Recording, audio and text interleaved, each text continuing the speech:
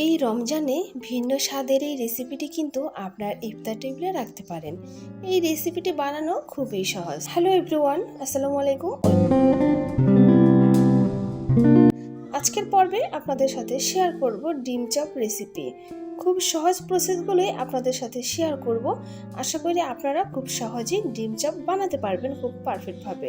তো আমি প্রথমে আলু সেদ্ধ করে নিয়েছি, আলুগুলো ম্যাশ করে নিয়েছি খুব ভালোভাবে। তো এখন আমি অন্য একটা প্যালা নিয়ে নিয়েছি, এর মধ্যে দিয়ে দিলাম পেঁয়াজের বেরেস্তা। তো পেঁয়াজের বেরেস্তাটা একটু পরিমাণে বেশি দিবেন, এতে কিন্তু খেতে ভালো লাগবে। এখন দিয়ে দিলাম কাঁচামরিচ কুচি আর ধনিয়া পাতা কুচি। আপনারা চাইলে শুকনো মরিচ গুঁড়ো দিতে পারেন, তো আমার কাঁচামরিচের ফ্লেভারটা বেশি ভালো লাগে, তাই আমি কাঁচামরিচ ব্যবহার করেছি।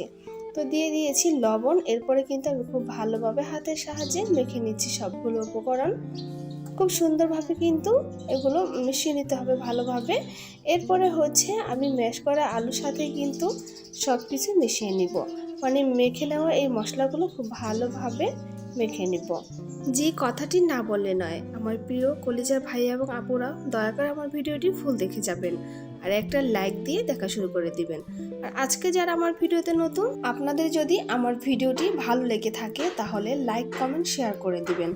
আর অবশ্যই চ্যানেলটিকে সাবস্ক্রাইব করে পাশে থাকবেন। পাশে থাকা বেল আইকনটি প্রেস করে দিবেন, যাতে আমি ভিডিও ছাড়ার সঙ্গে সঙ্গে নোটিফিকেশন আপনাদের কাছে গিয়ে পৌঁছায় আর আপনারা আমার এই নতুন নতুন রান্নাগুলো উপভোগ করতে পারেন।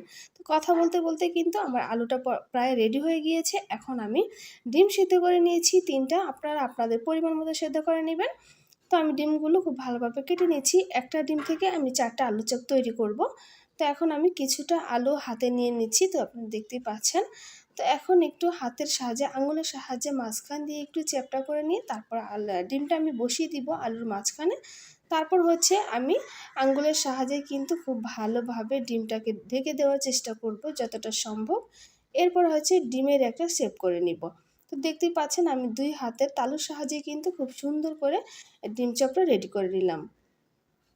তো আপনারা কিন্তু সেম প্রসেসে বানাতে পারবেন, খুব সহজ, একেবারেই কোনো ঝামেলা নেই। আর বাড়তি কোনো মশলা ব্যবহার করিনি যে আপনাদের বাসায় সেটা থাকবে না, আপনারা বানাতে পারবেন না। একেবারে যেই মশলাগুলো দিয়েছি এগুলো কিন্তু আমরা সবসময় রেগুলার ব্যবহার করি, এই মশলাগুলো দিয়ে কিন্তু আপনারা খুব ভালোভাবে বানাতে পারবেন।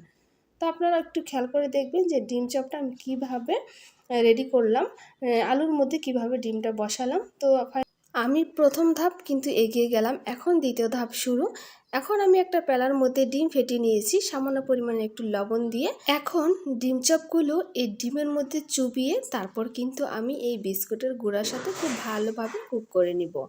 আপনারা চাইলে কিন্তু বাজার থেকে বেডগাম কিনে নিয়ে আসতে পারেন, তবে আমি কিন্তু টোস্ট বিস্কুটের গুঁড়া দিয়ে কিন্তু বানিয়ে নিচ্ছি খুব সুন্দরভাবে। আপনাদের বাসায় যদি বেডগাম না থাকে তাহলে কিন্তু এই টোস্ট বিস্কুট গুঁড়া করে কিন্তু আপনারা এইভাবে বানিয়ে নিতে পারবেন খুব সহজেই। এটা মিষ্টি ছাড়া যে একটা বিস্কুট আছে, যেটাকে আমরা তক্তা বিস্কুট বলি, সেটা কিন্তু কিনে নিয়ে আসলে আপনারা পাটায় বেটে কিন্তু এভাবে করে নিতে পারবেন। তো আমি প্রত্যেকটা ডিম চপ কিন্তু এভাবে টোস্ট বিস্কুটের গুঁড়ার সাথে কুক করে নিয়েছি। এখন চলে এসেছি চুলায়, তেল গরম করে তার মধ্যে কিন্তু আমি ডিম চপগুলো দিয়ে দিয়েছি। তো এখানে একটা কথা, সেটা হলো আপনারা যখন এই ডিম চপগুলো ভাজতে যাবেন তখন কিন্তু তেলের পরিমাণ বেশি দেওয়া যাবে না, যেন ডিম চপটার 3 ভাগের 1 ভাগ উপরে থাকে দেখা যায়, এমনভাবে কিন্তু ভেজে নিতে হবে, নাহলে কিন্তু ভেঙে যাবে। আর বেশি গরম তেলে কিন্তু এটা ভাজা যাবে না। তো দেখুন কতটা সুন্দর হয়েছে, ভেজে নিয়েছি। ফাইনালি কিন্তু আমার ডিম চপ হয়ে গিয়েছে। আসসালামু আলাইকুম, বিদায়।